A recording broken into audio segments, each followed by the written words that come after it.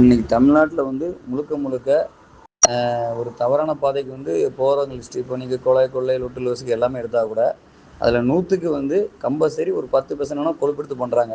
90% வறுமையை நோக்கி அந்த வறுமையின் காரணத்துக்காக தான் பண்ணுறாங்க. அப்போ இந்த வறுமையை ஒழிக்கணும்னு சொல்லி தான் நான் ஒரு அறக்கட்டளை நிறுவனராக நினைக்கிறேன்.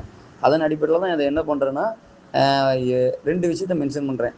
ஒன்று படித்து முன்னேறணும், இல்லை உழைச்சி முன்னேறணும். 2 கான்செப்ட் தான். 3வது இந்த பேராசையை கொண்டு இந்த ஆன்லைன் விளையாட்டுகள், ஆன்லைன் லேக்கில் தப்பான தொழில்கள் மற்றும் இல்லீகல் ஒர்க்கு எதையுமே யாரும் சிக்கக்கூடாதுன்னு இதுக்கான விழிப்புணர்வு வீடியோவை நான் ஸ்டார்டிங், அதாவது தூத்துக்குடி மாவட்டத்தில் நான் தான் போட்டுருக்கேன். என் தமிழ்நாட்டில் நான் தான் போட்டுருப்பேன்.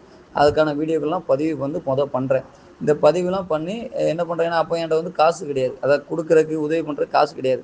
அப்போ என்னால் என்ன பண்ண முடியும், ஃப்ரீயாக வந்து எப்படி சொல்கிறது, இந்த இதுதான் அட்வைஸ் தான் செய்ய முடியும்.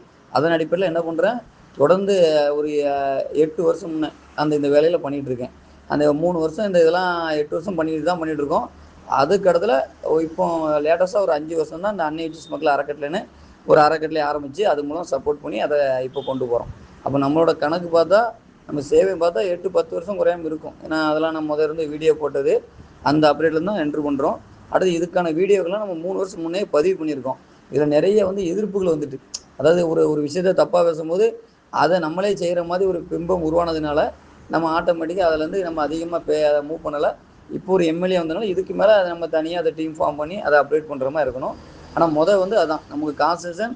ஒருத்தன் வந்து இன்னைக்கு தமிழ்நாட்டில் அழிகிற ஒரே காரணம் இதுதான். ஒன்று படித்து முன்னேறணும், உழைச்சி. இந்த 2 தாண்டி 3வது விஷயத்த பயணம் பண்ணால் அவங்க வந்து வீழ்ச்சியை நோக்கி அடைவாங்க. அதை அடையக்கூடாதுன்னு தான் நம்ம கட்ட முயற்சியை நம்ம கையில் எடுத்தோம். இதை கான்சன்ட்ரேஷனாக சேர்த்துட்டு அப்டேட் பண்ணிக்கலாம்.